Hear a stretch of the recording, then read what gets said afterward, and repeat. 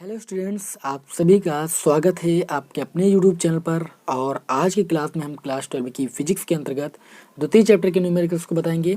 ये सारे न्यूमेरिकल्स जो हैं आपके बोर्ड एग्जाम में पूछे जा चुके हैं और आपके बोर्ड एग्जाम में आने के लायक हैं। इन न्यूमेरिकल्स को आप अधिक से अधिक लगाने का प्रयास करें और यदि आपको वीडियो पसंद आए तो वीडियो को अपने दोस्तों में शेयर करें जिससे उनको भी ये जानकारी हो सके। ठीक है, और यदि आप हमारे चैनल पर नए हैं तो चैनल को ज़रूर सब्सक्राइब कर लीजिए क्योंकि आपको सारी क्लास इसी चैनल पर प्रोवाइड की जाएंगी। तो चलिए द्वितीय चैप्टर के अंतर्गत हम पहले न्यूमेरिकल को देखते हैं। यदि किसी 8 सेंटीमीटर भुजा वाले घन के केंद्र पर 1 कूलाम आवेश रखा जाए तो घन के किसी फलक से बाहर आने वाले फ्लक्स की गणना कीजिए। देखिए, आप लोगों ने इस चैप्टर में जो है गॉस की प्रमेय पढ़ी है। गॉस की प्रमेय थी कि किसी बंद पृष्ठ से गुजरने वाला वैद्युत फ्लक्स को हम फाई ई से प्रदर्शित करते हैं। किसी बंद पृष्ठ से गुजरने वाला वैद्युत फ्लक्स फाई ई जो होता है वो उस पृष्ठ द्वारा परिबद्ध नेट आवेश क्यू का 1/ε0 गुना होता है। ठीक है, जो आपका बंद पृष्ठ है उससे बद्ध जो है आवेश अगर क्यों है तो उसका 1/ε0 गुना होता है गुजरने वाला कुल वैद्युत फ्लक्स फाई ई। ये गॉस की प्रमेय थी, आप सभी को पता है। और आप सभी को ये भी पता है कि जो घन होता है, घन में 6 फलकें होती हैं और प्रत्येक फलक जो है बराबर होती है। तो यहाँ पर क्या करना है, यहाँ पर जो 8 सेंटीमीटर भुजा वाला घन है, ठीक, उसके एक फलक से आपको क्या करना है, बाहर आने वाले वैद्युत फ्लक्स की गणना करनी है। तो आप यहाँ पर मान लेना कि माना एक फलक से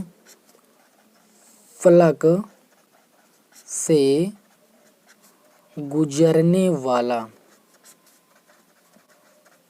वैद्युत फ्लक्स या कुल वैद्युत फ्लक्स आप लिख सकते हो, कुल वैद्युत फ्लक्स फाई ई है। अब आप घन से अगर गुजरने वाला वैद्युत फ्लक्स निकालोगे तो घन में होती है 6 फलकें, तो आप लिखोगे तब 6 फलकों से होकर गुजरने वाला वैद्युत फ्लक्स कितना होगा भाई, एक फलक से फाई है तो 6 फलकों से कितना हो जाएगा, 6 फाई। क्लियर। अब आप सभी लोग जानते हो कि गॉस की प्रमेय से गुजरने वाला जो वैद्युत फ्लक्स होता है फाई ई इक्वल टू होता है Q/ε0। लिखोगे तब गॉस की प्रमेय से घन से गुजरने वाला वैद्युत फ्लक्स, तो घन से गुजरने वाला वैद्युत फ्लक्स आपका 6 फाई ई होगा, वो हो जाएगा कुल आवेश का 1/ε0 गुना। अब यहाँ पर आप पूरे घन से गुजरने वाला वैद्युत फ्लक्स निकालो ना, उसमें 6 फलकें हैं और आपको निकालना है किसी एक फ्लक्स से आने वाले फ्लक्स की गणना करनी है। ठीक है, तो आपको क्या लिखना है, तब फाई ई इक्वल टू, देखिए 6 यहाँ पर गुणे में इधर आएगा बटे में, 1/6 हो जाएगा और ये जाएगा Q/ε0। यहाँ पर आपको फ्लक्स की गणना करनी है यानी फाई ई की वैल्यू फाइंड करनी है, तो ये आपका हो जाएगा phi e equal to 1/6। Clear. और क्यों आप जानते हो, 1 कूलाम आवेश दिया गया है तो आप 1 लिख दीजिए। अपान में ε0 की वैल्यू सभी को पता है कितनी होती है, 8.85 इंटू 10⁻⁻12। क्लियर। इसको हम लिखेंगे फाई ई इक्वल टू, देखिए यहाँ से पॉइंट हटाएंगे तो 2 जीरो आपके बढ़ जाएंगे। अब ऊपर आपका हो जाएगा 100, अपान में हो जाएगा 6 इंटू में 885। ठीक है, और क्या करेंगे हम 10⁻12 को लिखेंगे 10⁻⁻10 और इंटू 10⁻⁻2 और -2 ऊपर जाएगा तो 10⁻+2, इसको लिख सकते हैं हम 100। तो ये आपका हो जाएगा फाई ई इक्वल टू 100 का मल्टीप्लाई आपका हो जाएगा 4 शून्य बढ़ जाएंगे। ठीक है, अपान में आपका हो जाएगा 6 इंटू 885 इंटू 10⁻⁻10। अब आप इसको जो है डिवाइड कर दीजिए। जब आप इसको डिवाइड करोगे तो ये आपका हो जाएगा फाई ई इक्वल टू, पहले तो ये आपका ये हो जाएगा, अपान में इसका मल्टीप्लाई करोगे तो ये आपका हो जाएगा 5310 और 10⁻⁻10 आपका ऊपर जाएगा तो ये आपका हो जाएगा 10⁻+10। ठीक है, और जब आप इसको इससे डिवाइड करोगे तो आपको वैल्यू मिलेगी phi e equal to 1.88 into 10 की पावर आपका 10 ऊपर चला गया तो ये +10 हो गया। और फाई ई का मात्रक होता है न्यूटन मीटर स्क्वायर प्रति कूलाम, ये आपका मात्रक होता है। ठीक है। तो इस तरीके से आपने पहले क्वेश्चन को समझ लिया होगा। बस यहाँ पर कैलकुलेशन है, अगर आप कैलकुलेशन कर लेते हो, इसको इससे डिवाइड कर लेते हो, तो आपको कोई दिक्कत नहीं होने वाली है। तो ये आपके इस क्वेश्चन का आंसर आ गया। आई होप आप लोगों को समझ में आ गया होगा। चलिए अब आगे बढ़ते हैं। दूसरा न्यूमेरिकल हमारा, वैद्युत स्थैतिक क्षेत्र vector E = 2i + 4j + 7k में रखने पर पृष्ठ वेक्टर A = 10j से होकर कितना वैद्युत फ्लक्स बाहर आएगा। देखिए, वैद्युत फ्लक्स की परिभाषा से हमने पढ़ा है कि वैद्युत फ्लक्स फाई ई बराबर होता है E × A, यानी दोनों राशियों का क्या होता है, डॉट प्रोडक्ट होता है यहाँ पर। और डॉट प्रोडक्ट में एक प्रॉपर्टी होती है कि जो ये यूनिट वेक्टर होते हैं I J K, ये तीनों यूनिट वेक्टर होते हैं। और इनमें रिलेशन जान लीजिए, अगर आप I का मल्टीप्लाई I के साथ करते हो, यानी यूनिट वेक्टर का स्वयं उसी यूनिट वेक्टर के साथ ये डॉट प्रोडक्ट करते हो, तो उसकी वैल्यू 1 होती है। इसी प्रकार J.J की वैल्यू जो होती है 1 होती है, K.K की वैल्यू जो होती है वो 1 होती है। यूनिट वेक्टर होते हैं, इनके ऊपर कैप लगी होती है। अगर आप I का मल्टीप्लाई J से कर देते हो, यानी अन्य किसी यूनिट वेक्टर के साथ कर देते हो, ठीक है, अलग अलग, तो सदैव इसकी वैल्यू 0 होती है। इसी प्रकार J का K के साथ करोगे, J × K, तब भी ये 0 हो जाएगा। K × I करोगे तब भी ये 0 हो जाएगा। ये प्रॉपर्टी होती है यूनिट वेक्टर की। तो ये चीज़ आपको पहले आनी चाहिए, तब आप इस न्यूमेरिकल को तुरंत समझ जाओगे। और इस टाइप का न्यूमेरिकल कई बार बोर्ड एग्जाम में आया है, इसको ध्यान से समझिएगा। 2017 में न्यूमेरिकल पूछा गया है। तो यहाँ पर E का मान दिया गया है, आप रख दीजिए फाई E = वेक्टर E का मान दिया गया है 2i + का 4j + का 6k। क्लियर, इसको एक ब्रैकेट में कर लिया, डॉट लगाया। वेक्टर A की वैल्यू है आपकी 10j। अब यहाँ पर देखिए, J का मल्टीप्लाई जब I से करोगे, तो हमने बताया J I का मल्टीप्लाई 0 होता है, तो ये 0 हो जाएगा। अब आप क्या करोगे, यहाँ पर फाई = 4j का मल्टीप्लाई 10j से करोगे तो हो जाएगा 4 × 2 में 10, और ये J डॉट आपका J हो जाएगा। और J का मल्टीप्लाई K से करोगे, J और K का मल्टीप्लाई होता है 0, तो वो 0 हो जाएगा। तो यहाँ J.J का मल्टीप्लाई 1 हो जाएगा, और 10 और 4 का मल्टीप्लाई आपका हो जाएगा 40। वैद्युत फ्लक्स है, आप सभी लोग जानते हो कि वैद्युत फ्लक्स का मात्रक क्या होता है, न्यूटन मीटर प्रति कूलाम। लेकिन यहाँ पर डॉट प्रोडक्ट किया गया, इसलिए हम यहाँ पर मात्रक न लिखकर लिखेंगे मात्रक, या आप लिख सकते हो न्यूटन मीटर स्क्वायर प्रति कूलाम, और मात्रक भी लिख सकते हो, कोई दिक्कत नहीं। हमने डॉट प्रोडक्ट किया है, इसलिए मैंने 40 मात्रक लिख दिया है आंसर में। क्लियर। तो इस तरीके से आप लोगों ने क्वेश्चन नंबर 2 को भी अच्छे तरीके से समझ लिया होगा, और ये क्वेश्चन भी आपको पसंद आया होगा। देखिए, इस टाइप के न्यूमेरिकल कई बार बोर्ड एग्जाम में आए हैं, इसलिए इस टाइप के जितने भी प्रश्न हैं आप उनको जरूर सॉल्व कीजिए। यदि आपको यूनिट वेक्टर की प्रॉपर्टी आती है, तो इस टाइप के प्रश्नों को सॉल्व करने में आपको कोई भी प्रॉब्लम नहीं होने वाली है। तो चलिए अब इसी क्रम में बढ़ते हैं अपने न्यूमेरिकल नंबर 3 की ओर। तो इसी क्रम में हमने आपके सामने न्यूमेरिकल नंबर 3 को नोट किया है। न्यूमेरिकल नंबर 3 में बताया जा रहा है कि 4500 फ्लक्स रेखाएं किसी निश्चित आयतन के क्षेत्र के भीतर जा रही हैं, तथा 2500 फ्लक्स रेखाएं उस क्षेत्र से बाहर निकल रही हैं। उस क्षेत्र के भीतर कितना आवेश है वो फाइंड कीजिए। धन आवेश है, ऋण आवेश है, आपको चिन्ह के साथ बताना है। तो यहाँ पर सबसे इम्पोर्टेंट बात क्या है, सबसे पहले ये जान लीजिए। जब वैद्युत फ्लक्स रेखाएं किसी क्षेत्र में प्रवेश करती हैं तो वैद्युत फ्लक्स ऋणात्मक होता है, और जब किसी क्षेत्र से बाहर निकलती हैं तो वैद्युत फ्लक्स धनात्मक होता है। बहुत ही इंपॉर्टेंट बात है, ठीक है। तो यहाँ पर हम क्या करेंगे, सबसे पहले फाइंड करेंगे क्षेत्र से बाहर निकलने वाला कुल वैद्युत फ्लक्स। क्या फाइंड करेंगे, क्षेत्र से बाहर निकलने वाला कुल वैद्युत फ्लक्स। देखिए, जब तक आपको फ्लक्स का मान नहीं पता होगा तब तक आप आवेश का मान नहीं फाइंड कर सकते हो, क्योंकि गॉस की प्रमेय में आपने पढ़ा है कि फाई ई = Q/ε0। तो वहां पर Q और ε0 होता है, तो Q का मान आपको फाइंड करना है। ε0 का मान आपको पता है 8.85 × 10⁻12 होता है। तो अगर फाई ई का मान आपको नहीं पता होगा तो आप आवेश का मान नहीं फाइंड कर सकते हो। आप देख लीजिए, यहाँ पर फाई ई = होता है Q/ε0। इसकी वैल्यू सबको पता होती है, इसकी वैल्यू आपको तो पता होनी चाहिए, तभी तो आप आवेश की वैल्यू फाइंड कर पाओगे। या आवेश की वैल्यू पता हो तो इसकी वैल्यू आप फाइंड कर सकते हो। तो यहाँ पर दोनों वैल्यू आपको नहीं पता है, सिर्फ आपको ε0 की वैल्यू पता है। बस आपको ये बताया गया है कि फ्लक्स रेखाएं जो है निश्चित आयतन के भीतर प्रवेश कर रही हैं और उस क्षेत्र से कुछ बाहर निकल रही हैं। तो सबसे पहले क्षेत्र से बाहर निकलने वाला कुल वैद्युत फ्लक्स हम फाइंड करेंगे, ठीक है। तो बाहर निकलने वाला कुल वैद्युत फ्लक्स फाई ई बराबर हो जाएगा आपका बाहर निकलने वाली रेखाओं की संख्या, यानी फ्लक्स रेखाओं की संख्या, माइनस भीतर जाने वाली फ्लक्स रेखाओं की संख्या, फ्लक्स रेखाओं की संख्या। ये सूत्र अप्लाई करेंगे तब हमें क्षेत्र से बाहर निकलने वाला कुल वैद्युत फ्लक्स पता चलेगा। वो आपका हो जाएगा फाई ई इक्वल टू बाहर निकलने वाली फ्लक्स रेखाओं की संख्या जो है आप देख सकते हो, भीतर जा रही 4500, बाहर निकलने वाली कितनी है 2500, तो आप लिख दीजिए 2500, माइनस लगाइए, भीतर जाने वाली कितनी है ज़्यादा है 4500। अब आप 2500 से 4500 माइनस करोगे तो आपका बच जाएगा माइनस का 2000, कुल वैद्युत फ्लक्स जो होगा माइनस का 2000 होगा। अब आपने पढ़ा है गॉस की प्रमेय से, गॉस की प्रमेय से, ये न्यूमेरिकल भी आपका 2017 में आ चुका है। तो गॉस की प्रमेय से आपने पढ़ा है कि जो फाई ई होता है वो कुल आवेश का 1/ε0 गुना होता है।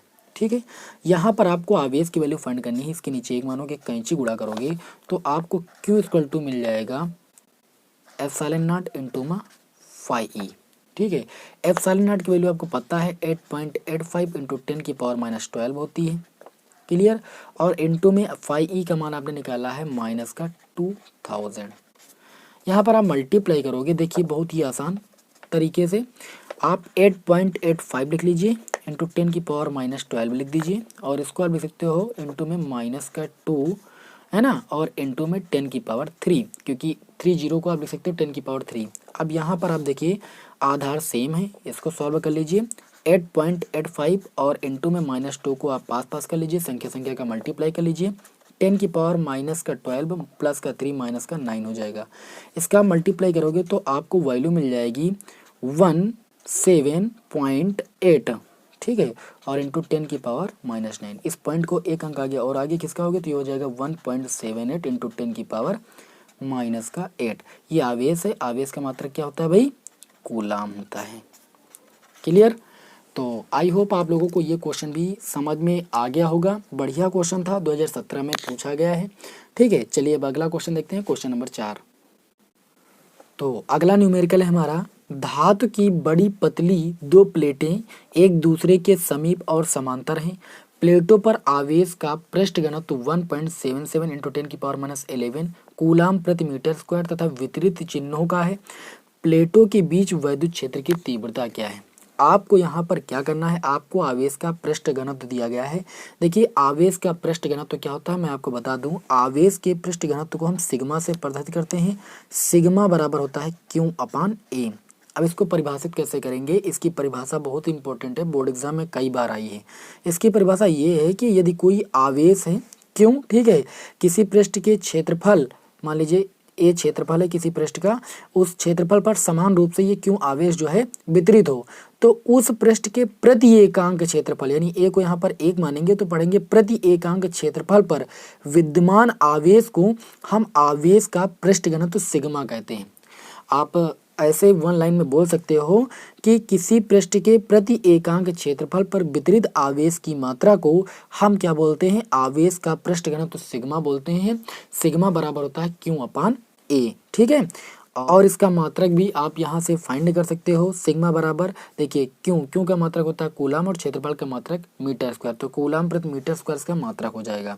अब इस क्वेश्चन में देखिए आपको बोल रहा है कि वैद्युत क्षेत्र की तीव्रता फाइंड कीजिए। सिग्मा बराबर आपको दिया गया है 1.777 इंटू 10⁻11 और आपको वैद्युत क्षेत्र की तीव्रता फाइंड करनी है। तो आपने इस चैप्टर में एक डेरिवेशन सीखा है, आप लिखोगे वी नो दैट। आपने क्या सीखा है, मैं आपके सामने सूत्र लिख रहा हूं, आप लोग बताइएगा कि आपने सीखा है नहीं सीखा है। समान पृष्ठ घनत्व की धन तथा ऋण आवेशित समांतर अचालक प्लेटों के बीच तथा बाहर वैद्युत क्षेत्र की जो तीव्रता होती है, वैद्युत क्षेत्र की तीव्रता E बराबर आपका होता है सिग्मा/A। Epsilon not. ये आपने डेरिवेशन सीखा है, बहुत ही छोटा डेरिवेशन था। समान पृष्ठ घनत्व की धन तथा ऋण आवेशित समांतर आचालक प्लेटों के बीच तथा बाहर वैद्युत क्षेत्र की तीव्रता E बराबर सिग्मा अपान एप्सिलॉन नॉट। इस सूत्र पर भी न्यूमेरिकल कई बार बोर्ड एग्जाम में आया है, तो इस सूत्र पर आधारित भी आप न्यूमेरिकल्स को सॉल्व कीजिए। तो यहाँ पर आपको वैद्युत क्षेत्र की तीव्रता फाइंड करना है, यानी E का मान फाइंड करना है। सिग्मा आवेश का पृष्ठ घनत्व था, जो कि आपको दिया गया है वैल्यू, कितना दिया गया 1.777 इंटू 10 की पावर माइनस का 11 अपान में आ जाइए। एप्सिलॉन नॉट की अगर मैं बात करूं, एप्सिलॉन नॉट का मान सभी को पता है, इसको बोलते हैं निर्वात की वैद्युशीलता। इसकी वैल्यू होती है 8.85 इंटू 10 की पावर माइनस का 12 कूलम स्क्वायर प्रति न्यूटन मीटर स्क्वायर। यहाँ से आप इसको सॉल्व करोगे, देखिए इस पॉइंट को हटाओगे, इस पॉइंट को हटाओगे तो इस पॉइंट के बाद 3 संख्या है, इस पॉइंट के बाद 2 संख्या है, तो यहाँ पर एक जीरो बढ़ जाएगा, तो हो जाएगा 1777 इंटू 10 की पावर माइनस 11 अपान में आपका हो जाएगा 8850 बढ़ा लीजिए, क्योंकि यहाँ पर पॉइंट के बाद 3 संख्या थी, यहाँ पर पॉइंट के बाद 2 संख्या थी, तो एक जीरो आप बढ़ा लीजिए, इंटू आपका हो जाएगा 10 की पावर कितना माइनस का 12। अब आप देखिए इसको क्या लिख सकते हो, इसको लिख सकते हो 1777 इंटू 10 की पावर माइनस का 11 और अपान में इसको ले सकते हो 885 इंटू 10 की पावर माइनस का 11। इस जीरो को आप लिख सकते हो 10 की पावर 1, ठीक है। अब 10 की पावर माइनस 12, 10 की पावर 1 आपका 10 की पावर माइनस 11 बचेगा। 10 की पावर माइनस 11 जब ऊपर जाएगा तो 10 की पावर प्लस 11 हो जाएगा, और जब आधार समान घाते जोड़ोगे तो 10 की पावर 0 हो जाएगा, जिसकी वैल्यू 1 हो जाएगी। तो कुल मिला के आपको E इक्वल टू मिल जाएगा 177 अपान में 885। जब आप इसको 2 बार पहाड़ा पढ़ोगे 885 दूना, तो आपका आएगा 1770, जो कि 1777 के बिल्कुल करीब है। तो आप लगभग 2 लिख सकते हो, यहाँ पर लगभग लगा दीजिएगा, लगभग 2 दशमलव करके कुछ आएगा, या 2 आप आंसर लिख दीजिए। वैद्युत क्षेत्र की जो तीव्रता होगी वो 2 न्यूटन प्रति कूलाम होगी, ठीक है। तो जब आपको धातु की बड़ी पतली 2 प्लेटें दी जाएं, वो एक दूसरे के समीप और समांतर रखी हुई हैं, प्लेटों पर जो आवेश का पृष्ठ घनत्व दिया गया है विपरीत चिन्हों का है, तो प्लेटों के बीच जो वैद्युत क्षेत्र की तीव्रता होगी उसको हम इस सूत्र से फाइंड करेंगे, E बराबर सिग्मा अपान एप्सिलॉन नॉट, जहाँ सिग्मा होता है आवेश का पृष्ठ घनत्व और एप्सिलॉन नॉट होता है निर्वात की वैद्युतशीलता। क्लियर है? आई होप आप लोगों को ये क्वेश्चन अच्छे तरीके से समझ में आ गया होगा। अब चलिए बढ़ते हैं अपने क्वेश्चन नंबर 5 की ओर। तो अगला क्वेश्चन हमारा क्वेश्चन नंबर 5, 0.002 मिलीग्राम द्रव्यमान वाली तथा 6 इलेक्ट्रॉनों के आवेश से युक्त एक तेल की बूंद एक समान वैद्युत क्षेत्र में स्थिर लटकी हुई है। वैद्युत क्षेत्र की तीव्रता फाइंड कीजिए।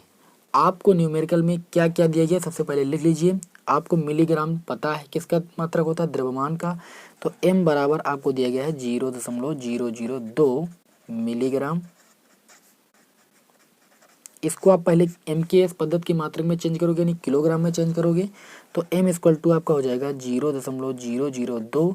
1 मिलीग्राम बराबर 10 की पावर माइनस 3 किलोग्राम, ठीक है। और यहाँ पर ग्राम को देखिए, मिली को मतलब होता है 10 की पावर माइनस 3 और ग्राम का मतलब 10 की पावर माइनस 3। अब ये होगा किलोग्राम में, समझिएगा थोड़ा। 1 मिलीग्राम में 10 की पावर माइनस 6 किलोग्राम होते हैं, ठीक है। अगर ये मिली किलोग्राम लिखा होता तो 10 की पावर माइनस 3 किलोग्राम लिखते हैं, लेकिन पीछे ग्राम था तो 1 ग्राम बराबर 10 की पावर माइनस 3 किलोग्राम होता है। तो m इक्वल टू आपका हो जाएगा 0.002 गुणे 10 की पावर माइनस का 6, आधार से में घाते आपके जुड़ जाएंगी किलोग्राम।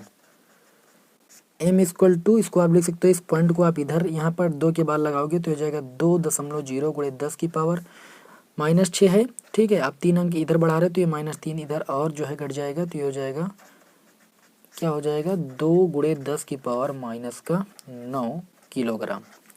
आगे आपको बताया गया कि 6 इलेक्ट्रॉनों के आवेश से युक्त है ये तेल की बूंदे, ठीक है। तो इसका मतलब ये है कि जो तेल की बूंद पर आवेश होगा वो आपका Ne यानी n के स्थान पर 6 इलेक्ट्रॉनों के आवेश से युक्त है। तो 1 इलेक्ट्रॉन का जो आवेश होता है वो 1.6 गुणे 10 की घात माइनस 19 कूलम होता है। तो कुल मिला के जो ये तेल की बूंद है इस पर आवेश होगा वो 6 गुणे 1.6 गुणे 10 की पावर माइनस 19 कूलम के आवेश के बराबर होगा। देखिए ये आवेश होता है वो 1 इलेक्ट्रॉन के आवेश के बराबर होता है, और यहाँ पर जो बूंद है 6 इलेक्ट्रॉनों के आवेश के बराबर है, इसलिए हमने 6 से मल्टीप्लाई कर लिया है। क्यों बराबर, Ne सूत्र आप सभी लोग जानते ही हो। और यहाँ पर बताया गया है कि ये जो बूंद है वो एक समान वैद्युत क्षेत्र में स्थिर लटकी हुई है। अगर कोई बूंद जो है एक समान वैद्युत क्षेत्र में स्थिर लटकी हुई, इसका मतलब इस पर 2 बल कार्य करेंगे। एक कार्य करेगा वैद्युत बल जो कि ऊपर की ओर कार्य करेगा, और वैद्युत बल आप जानते हो वैद्युत क्षेत्र में क्या होता है, F बराबर आपका होता है EQ आपने पढ़ा वैद्युत क्षेत्र की तीव्रता से E बराबर F/Q। तो यहाँ से आप कैंची गुणा करोगे जो वैद्युत बल निकल के आएगा F बराबर EQ। अब ये जो वैद्युत बल है वो इस बूंद पर ऊपर की ओर कार्य करेगा, और जो आपका दूसरा बल है गुरुत्वीय बल F बराबर इसके द्रव्यमान की कण वो कार्य करेगा F बराबर mg, जो कि नीचे की ओर कार्य करेगा। ठीक है, अब ये दोनों बल जो होंगे परिमाण में बराबर होंगे, ठीक है, और दिशा में विपरीत होंगे। यानी आप कह सकते हो कि F बराबर जो EQ होगा वो बराबर होगा F बराबर mg के। तभी ये बूंद जो होगी वो वैद्युत क्षेत्र में स्थिर लटकी पाई जाएगी या संतुलन की स्थिति में होगी। यही होती है संतुलन की स्थिति, EQ बराबर mg। जो वैद्युत बल होता है ऊपर की ओर कार्य करता है और जो आपका गुरुत्वीय बल होता है नीचे की ओर कार्य करता है। तो संतुलन की स्थिति में दोनों बल आपस में क्या होते हैं, बराबर होते हैं। यहाँ पर आपको वैद्युत क्षेत्र की तीव्रता फाइंड करनी है, यानी ई का मान आपको प्राप्त करना है। क्यों, आपने निकाला है 6 इंटू में 1.6 इंटू 10 की पावर माइनस का 19। एम जो है, एम क्या है, द्रव्यमान आपने यहाँ पर निकाला है 2 गुणे 10 की पावर माइनस का 9, और जी का मान होता है 9.8। तो ई का मान आप फाइंड करोगे 2 गुणे संख्या पास पास कर लीजिए 9.8 इंटू 10 की पावर माइनस का 9 अपान में देखिए ये चीज़ आ जाएगी बट्टे में पूरी संख्या 6 इंटू 1.6 इंटू 10 की पावर माइनस का 19। इतनी बात आप सभी को समझ में आई। अब हम क्या करेंगे, यहाँ पर ये पावर ऊपर लेकर जाएंगे, इस पॉइंट से इस पॉइंट को हटा सकते हैं। 2 से काटेंगे 2 8 होता है 16, ठीक है, 2 से काटेंगे 2 3 6, 2 चौके 8, ये आपका हो जाएगा 49। तो ऊपर हो जाएगा 49, नीचे में हो जाएगा 8 त्रिक 24 और इंटू 10 की पावर देखिए -9 ऊपर लिखा हुआ है, 10 की पावर -19 ऊपर जाएगा तो प्लस का 19 हो जाएगा। तो ये आपका हो जाएगा E = 49 अपान में 24 और गुणे 10 की पावर कितना हो जाएगा 10। 49 को जब आप 24 से भाग करोगे तो आपको मिलेगा 2.04 गुणे 10 की पावर 10, ठीक है, लिखा हुआ था। और वैद्युत क्षेत्र की तीव्रता का मात्रक होता है न्यूटन प्रति कूलम। तो ये आपके इस क्वेश्चन नंबर 5 का हो जाएगा आंसर। तो आई होप आप लोगों को क्वेश्चन नंबर 5 भी अच्छी तरीके से समझ में अब आ गया होगा। चलिए बढ़ते हैं क्वेश्चन नंबर 6 की ओर। अब इसी क्रम में क्वेश्चन नंबर 6 दिया गया है, बिल्कुल ऐसा ही क्वेश्चन है, ये आपके बोर्ड एग्जाम 2010 में पूछा गया है। 500 न्यूटन प्रति कूलम के वैद्युत क्षेत्र में 10 की पावर -4 सेंटीमीटर त्रिज्या की जल की एक बूंद स्वतंत्र रूप से वायु में लटकी हुई है। जल के बूंद के आवेश की गणना कीजिए। ठीक है, थोड़ा सा डिफरेंट क्वेश्चन है, मैंने जो क्वेश्चन अभी आपको बताया तेल की बूंद वाला बिल्कुल वैसा ही है, और ये आपका 2010 में पूछा गया है। आप इसको ध्यान से समझिएगा, इसमें क्या जो है थोड़ा सा डिफरेंट मामला है। देखते हैं, न्यूटन प्रति कूलम आप सभी लोग जानते हो कि वैद्युत क्षेत्र की तीव्रता का मात्रक होता है, यानी ई बराबर आपको दिया गया है 500 न्यूटन प्रति कूलम। हम इस न्यूटन प्रति कूलम के मात्रक से जान पाए कि ई की वैल्यू दी गई वैद्युत क्षेत्र में बोला, और त्रिज्या रेडियस इक्वल टू आपको दिया गया 10 की घात -4 सेंटीमीटर। इसको आप मीटर में बदल लोगे तो 10 की पावर -4, 1 सेंटीमीटर बराबर 10 की पावर -2 मीटर। अब त्रिज्या जो हो गई वो मीटर में हो गई, यानी एमकेएस पद्धति की मात्रक में हो जाएगी 10 की पावर -6, और ये आपका हो जाएगा मीटर। आगे दिया गया है कि जल की बूंद स्वतंत्र रूप से वायु में लटकी हुई है। अगर कोई बूंद है स्वतंत्र रूप से वायु में लटकी हुई तो उस पर एक बल कार्य करेगा ऊपर की ओर, जिसकी वैल्यू होगी F बराबर EQ, मैंने आपको अभी बताया, और एक बल नीचे की ओर कार्य करेगा F बराबर, जो कि mg के बराबर होगा। ठीक है, ये दोनों बलों को हम बराबर दिखाएंगे। तो लिखेंगे संतुलन की स्थिति में, संतुलन की स्थिति में जो आपका EQ होगा वो किसके बराबर होगा, mg के बराबर होगा। आपको यहाँ पर क्या फाइंड करना है, आपको जल के बूंद के आवेश की गणना करनी है, यानी Q का मान फाइंड करना है। तो Q बराबर आपका हो जाएगा, देखिए एक सूत्र होता है घनत्व बराबर द्रव्यमान बटे आयतन, समझिएगा थोड़ा। तो यहाँ पर जो बूंद है वो गोलाकार है, और गोले का जो आयतन होता है वो होता है 4/3 πr³, और जो बूंद है वो जल की है। जल का जो घनत्व होता है ना, डेंसिटी जो होती है वो 1000 किलोग्राम प्रति मीटर क्यूब होता है। ये चीज आपको पता होनी चाहिए, जल का घनत्व आप सभी को पता है ना, 1000 किलोग्राम प्रति मीटर क्यूब होता है। तो यहाँ पर हम इस द्रव्यमान के स्थान पर इस सूत्र से देखिए क्या लिख सकते हैं, द्रव्यमान बराबर आयतन गुणे घनत्व। घनत्व को हम D से लिखते हैं और आयतन को V से लिखते हैं। तो M बराबर हो जाएगा घनत्व डेंसिटी D और गुणे आयतन V वॉल्यूम, इनटू में आपका हो जाएगा G, और आपान में आपका ये आ जाएगा E। अब आपको आवेश की गणना करना है, कीजिए। D जो है जल की बूंद है, घनत्व डेंसिटी आपका हो जाएगा 1000, आयतन की बात करें तो हो जाएगा 4 और बटे में 3 πr³ होता है, गुणे में आप लिख दीजिए, थोड़ा बड़ा लिख देते हैं, पाई आर क्यूब होता है 4/3 हो गया। पाई पाई की वैल्यू होती है 22/7, तो बटे में 7 लिख दिया। आर क्यूब त्रिज्या आपको दी गई 10⁻⁻6, तो -6 का आप क्यूब कर दीजिए तो आपका हो जाएगा -18। तो ये 4/3 पाई आर क्यूब हो गया। ठीक है, आयतन के स्थान पर जी की अगर मैं बात करूं तो जी की वैल्यू आप यहाँ पर पूरी 10 रख दीजिए, लगभग में 9.8 होती है, तो आप 10 रख दोगे, कैलकुलेशन आसान हो जाएगा। और ई जो है वैद्युत क्षेत्र की तीव्रता आपको दी गई है 500, तो आप 500 रख दीजिए। अब आप इसको यहाँ से सॉल्व कर लीजिए। सॉल्व करोगे, देखिए ये आपका हो जाएगा 500 से आपको 1000 से काटोगे तो 2 ये हो जाएगा, और यहाँ पर आप इसको काट सकते हो। देखिए ऊपर बचा 2 और गुणे में बचा आपका 22 और 4 भी बचा, 4 गुणे 22 और गुणे में 10⁻⁻18 बचा और गुणे में 1 10 बचा। अपान में आ जाइए, 7 तरीके आपका 21 हो जाएगा। ऊपर आप मल्टीप्लाई करोगे तो देखिए 4 दूनी 8, 8 दूनी 16 और 8 दूनी 16, यहाँ से 17, 176 और अपान में हो जाएगा 21 और गुणे 10 की पावर, यहाँ पर देख सकते हो एक पावर है, यहाँ पर -18, यानी आपका पावर हो जाएगी -17। 176 को जब आप 21 से डिवाइड करोगे तो आपको आंसर मिल जाएगा 8.38 इंटू 10 की पावर -17। आवेश है, आवेश का मात्रक भाई क्या होता है, कूलाम होता है। तो आप देख सकते हो कि ये क्वेश्चन किस तरीके से आपको सॉल्व करना था, थोड़ा सा डिफरेंट हुआ। यहाँ पर आपको द्रव्यमान के स्थान पर सूत्र लगाना था घनत्व गुणे आयतन, और जल की बूंद है, जल का घनत्व होता है 1000 किलोग्राम प्रति मीटर क्यूब। और आयतन की बात करें तो जल की बूंद गोलाकार होती है, गोले का आयतन होता है 4/3 पाई आर क्यूब, पाई के स्थान पर 22/7 रखा, आर क्यूब, आर की वैल्यू 10⁻⁻6 थी तो हमने -6 का क्यूब कर दिया, -18 हो गया। और इंटो में जी का मान हमने यहाँ पर 10 लिया है, जिससे हमें सॉल्व करने में कोई प्रॉब्लम ना हो। आप 9.8 भी ले सकते हो, लगभग इसी के करीब ही आंसर आएगा, क्योंकि 9.8 लगभग 10 के बराबर होता है। तो हमने 10 इसलिए रख लिया जिससे कैलकुलेशन में कोई दिक्कत ना हो। तो इस तरीके से क्वेश्चन नंबर 6 को हम हटाते हैं। चलिए 7 को हम सॉल्व करते हैं। तो क्वेश्चन नंबर 7 है कि 0.1 मीटर त्रिज्या, क्या दिया गया है, 0.1 मीटर त्रिज्या के गोली चालक को कितना आवेश दिया जाए कि चालक के पृष्ठ पर जो वैद्युत क्षेत्र की तीव्रता है वो 900 न्यूटन प्रति कूलाम हो। 2010 में ये क्वेश्चन पूछा गया है इस चैप्टर का। तो यहाँ पर 0.1 मीटर त्रिज्या यानी आपको रेडियस दी गई है r बराबर 0.1 मीटर, चूँकि ये मात्रक आपका एमकेएस पद्धति में दिया है तो आपको इसको बदलने की कोई ज़रूरत नहीं। गोली चालक है को कितना आवेश दिया जाए, मान लीजिए क्यों आवेश दिया जाए, आपको क्यों वैल्यू फाइंड करनी है यहाँ पर, कि चालक के पृष्ठ पर वैद्युत क्षेत्र की तीव्रता E बराबर आपको दिया गया 900 न्यूटन प्रति कूलाम। क्लियर हो, तो आपको यहाँ पर क्यों की वैल्यू फाइंड करनी है। आपने पढ़ा है कि बिंदु आवेश के कारण जो वैद्युत क्षेत्र की तीव्रता E होती है वो होती है 1/4 पाई एप्सिलॉन नॉट क्यों अपान आर स्क्वायर होती है ना। E की मैं बात करूँ तो ये आपका है 900 और 1/4 पाई एप्सिलॉन नॉट की वैल्यू होती है 9 गुणे 10 की पावर 9, सभी को पता है। आपको आवेश की गणना करनी है, क्यों ऐसे लिखा रहने दीजिए, आर स्क्वायर, आर का मान है 0.1, तो 0.1 का स्क्वायर करोगे तो 0.1 इंटू 0.1 हो जाएगा। अब क्या करेंगे, इसके नीचे 1 मानेंगे, कैंची गुणा करेंगे तो देखिए क्यों का मल्टीप्लाई 1 होगा तो 1 ही हो, क्यों ही रहेगा, और इंटू में आपका 9 इंटू 10 की पावर 9 वो भी आपका वैसे रहेगा। 1 से मल्टीप्लाई करने पर कोई प्रभाव नहीं पड़ता है। इक्वल टू आपका हो जाएगा, देखिए 900 है, 900 लिखिए, गुणे में 0.1 गुणे में 0.1। यहाँ से क्यों की वैल्यू आपको फाइंड करना है तो इसको आप 75 कर दीजिए, 900 गुणे में 0.1 गुणे में 0.1 अपान में आपका हो जाएगा 9 गुणे 10 की पावर 9। देखिए आप इस पॉइंट को हटाओगे, इसके नीचे 1 से मल्टीप्लाई कर दीजिए, इस पॉइंट को हटाओगे तो 2 संख्याएं हैं तो 2 जीरो आपके नीचे बढ़ जाएंगे, तो 2 जीरो से 2 जीरो कैंसिल हो जाएंगे, 9 से ये 9 कैंसिल हो जाएगा, क्यों बराबर 10 की पावर 9 पड़ जाएगा तो 1 गुणे 10 की पावर -9 हो जाएगा।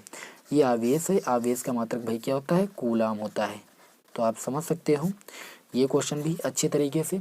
अब चलिए यहाँ पर जो क्वेश्चन नंबर 8 है इसको हम नहीं सॉल्व करेंगे, मैंने अभी आप लोगों को क्वेश्चन नंबर 2 सॉल्व कराया था, बिल्कुल उसी सूत्र से आपको क्वेश्चन नंबर 8 सॉल्व करना है। 2014 में प्रश्न पूछा गया है, तो 10 में से एक क्वेश्चन मैं आपको लगाने को दूंगा और 9 क्वेश्चन जो है लगभग में मैं आपको सॉल्व करके दिखाऊंगा, कभी कभार 200 क्वेश्चन भी सॉल्व करके दिखाऊंगा। तो एक आधा क्वेश्चन इसलिए पूछ लेते हैं जिससे आप कमेंट बॉक्स में हमें बता सकें कि इसका आंसर क्या होगा और मुझे पता चल सके कि आपने पूरा वीडियो देखा है और आपने समझा है क्वेश्चनों को अच्छे तरीके से। ठीक है, इसलिए एक क्वेश्चन आपको होमवर्क के तौर पर डेली दिया जाएगा। तो ये क्वेश्चन आप लोग लगा के बताइए कि इसका आंसर कितना आएगा। चलिए क्वेश्चन नंबर 9 को हम देखते हैं। तो अगला प्रश्न है हमारा क्वेश्चन नंबर 9। क्वेश्चन नंबर 9 में बताया जा रहा है कि 2 मीटर स्क्वायर क्षेत्रफल वाली धातु की दो समतल प्लेटें परस्पर 5 सेंटीमीटर की दूरी पर एक दूसरे के समांतर रखी गई हैं।